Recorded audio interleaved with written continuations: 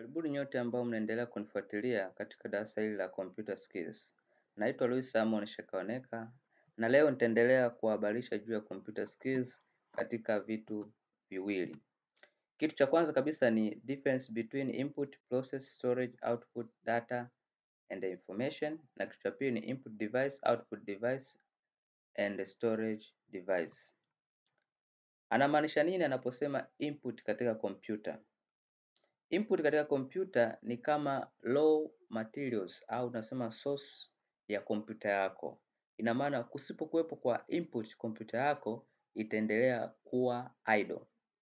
Na hizi input zinakuwa katika format tofauti tofauti, katika muundo tofauti tofauti. Inategemea tuna wewe mtumiaji wa kompyuta, input zako zipo katika muundo upi? Aidha katika mfumo wa namba, aidha katika mfumo wa maneno, aidha katika mfumo wa picture, aidha katika mfumo wa sauti.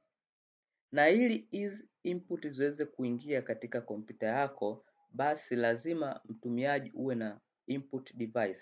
Hizi input device zitakuwezesha sasa wewe mtumiaji kuweza kuingiza kile ambacho unacho, raw material ambayo unayo, input ambayo unayo moja kwa moja katika kompyuta. Mfano wa input device nazungumzia kuwepo kwa keyboard, as a mouse, as a scanner, as a microphone. Mfano halisi ambao naweza nikautolea tena hapa katika input, kwa mfano nikija kwenye upande wa mashine ya kusaga. Mashine ya kusaga naweza nikaita kama kompyuta kwa mfano. Ili mashine ya kusaga iweze kufanya kazi, lazima kuwepo kwa input. Input za mashine ya kusaga tunazungumzia kwa mfano kuwepo kwa mahindi, uwele na kadhalika. Kuwepo kwa mahindi na uwele, hivi vyote inakuwa ni raw material au ni source ya ile mashine ya kusaga ili iweze kufanya operation yake. Sasa mahindi, uwele haviwezi vikajiweka vyenyewe kwenye mashine ya kusaga. Lazima kuwepo kwa input device. Input device ni ile mikono ya mtu ambaye anaicontrol ile mashine ya kusaga. Kwa hiyo mikono ya yule mtu ambaye anaicontrol ile mashine ya kusaga ndiyo inatumika kuwa input device kwa ajili ya mashine ya kusaga. Ni mikono ambayo atachukua zile input zake na ataweza kuziingiza katika mashine ya kusaga. La sivyo, bila kuwepo kwa hivyo, basi mashine ya kusaga itaendelea kuwa idle, itaendelea kuwepo tu. Nini maana ya data katika kompyuta? Data siku zote tunasema ni meaningless information. Either meaningless information. Data ni meaningless information. Au tunasema kuwa data ni unprocessed information. Kwamba data kama data yenyewe inakuwa bado haijachakatwa. Ni kile kitu tu ambacho hakina taarifa maalum. Kwa hiyo ili iweze kuwa taarifa, ili iweze kuwa information, lazima iwe processed, lazima ipitiwe katika mchakato fulani.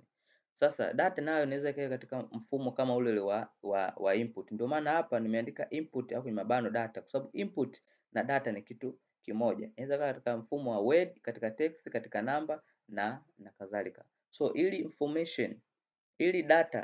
ili tuweze kupata information, lazima data yako iweze kuwa processed. Ndio maana nasema data is a meaningless information. Kabla haijawa processed, data ni meaningless information, lazima iwe processed. Baada ya ku input au kuingiza vitu vyako katika kompyuta, vile ulivyoviingiza lazima vifanyiwe mchakato. Ndio maana tunaita process ni operation ndani ya kompyuta. Ni operation ya data ndani ya kompyuta, ambayo sasa katika process huwa mathematical calculation ndizo zinatumika hapa. Kwa hiyo hapa data yako inaweza ikapunguzwa, data yako inaweza ikaongezwa, data yako inaweza ikawa multiple zaidi, au data yako inaweza ikawa divided. Na process katika kompyuta inafanyika katika CPU, inafanyika ndani ya CPU. CPU kirefu chake ni Central Processing Unit. Na kuna utofauti kati ya CPU na system unit. Watu wengi wamekuwa confused hapa CPU na system unit. Kwa hiyo processing katika kompyuta ya data inafanyika ndani ya CPU. Baada ya data yako kuchakatwa, tunategemea kupata output. Kwa hiyo output katika kompyuta tunazungumzia sasa ile processed data, ambaye processed data kwa namna nyingine tunaita information. Kwa hiyo data yako imeshakuwa processed tayari kwa ajili ya kutupatia information ambayo itatumika kwa watumizi tofauti tofauti, kwa matumizi tofauti tofauti. Na katika output yetu inaweza ikatolewa katika format tofauti tofauti. Inaweza katika format ya soft copy au la ikatolewa kwa hard copy. Nazungumzia soft copy ni kitu ambacho utakiona lakini hauwezi kukigusa. Kwa mfano, kitendo cha kuona maandishi katika kompyuta, tunasema ile ni soft copy. Unaweza ukaona tu hivi lakini hauwezi ukagusa maandishi au la kukamata maandishi. Lakini kitendo cha kuprint hard copy, kitendo cha kuprint labda notes au umeprint nini kwa mfumo wa karatasi, ule tunasema ni hard copy. Ni kitu ambacho unaweza ukakitouch au la ukakigusa na kufanyia kitu chochote. Kwa hiyo output yetu ndio inakuwa information. Kwa information kwa maana nyingine nasema is a processed data. Ni data ambayo tayari imekuwa processed, imeshafanywa mchakato kwa ajili ya matumizi ya watumiaji tofauti tofauti. Tukija kuangalia sasa kwenye input devices. Input devices nasema hizi nasema device used to provide data and instruction to the computer. Kwamba sasa hizi ni zile device ambazo zinatumika sasa kuingiza data au kuingiza input katika kompyuta yako. Mfano wa input device hapa tutakuja kuangalia mfano mojawapo ni keyboard. Sasa katika keyboard kama keyboard yenyewe natakuwa tuiangalie kwa mapana zaidi. Keyboard kama keyboard inatumika katika input au kuingiza data katika kompyuta yako kwa kutumia typing. Kwa hiyo unapokuwa una type kitu fulani, ina maana pale una input au unaingiza raw material katika kompyuta yako. Na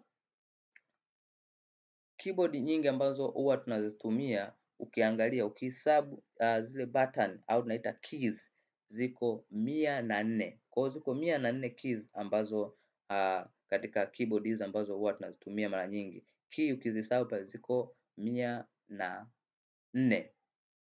Hizi key za keyboard zimegawanyika katika sehemu kuu tatu. Kuna key ambazo zinaitwa alphanumerical keys. Hizi alphanumerical keys ni zile key ambazo zina include letter and numbers. Lakini key nyingine inaitwa punctuation key ambayo ni zile key zote ambazo zenye alama ambazo zinaitwa kwa mfano colon, nukta nundu, semicolon, question mark, single and double quote. Hizi zote zinaitwa punctuation key. Na key ya tatu inaitwa special key. Hii special key ni zile ambazo key sasa kwa mfano tunazungumzia function. Kwa mfano kwenye keyboard yako ukiangalia hapo kuna sehemu ambazo huwa zimeandikwa sijui F1, F2, F12, F ngapi, F11. Hizo zote tunaita function key. Lakini vile kuna control keys, ni control key ambazo ni keys ambazo zinaweza zikakusaidia katika kuscroll, yani kumove content yako juu, chini, au left au right. Lakini vile vile kuna mambo ya shift, kuna mambo ya shift, kuna mambo ya control, kuna mambo ya function. Hizo zote zinaziweka katika control key. Lakini kuna buttons zingine zimeandikwa home, zimeandikwa end na kadhalika. Hizo zote zinaitwa special key.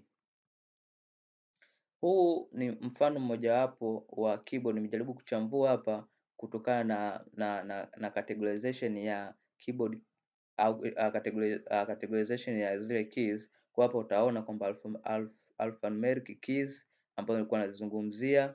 Utaona hapa function keys F1 mpaka F12. Utaona hizi navigation keys, hizi ndio control keys. Unaweza ukamove content yako juu, chini au left au right.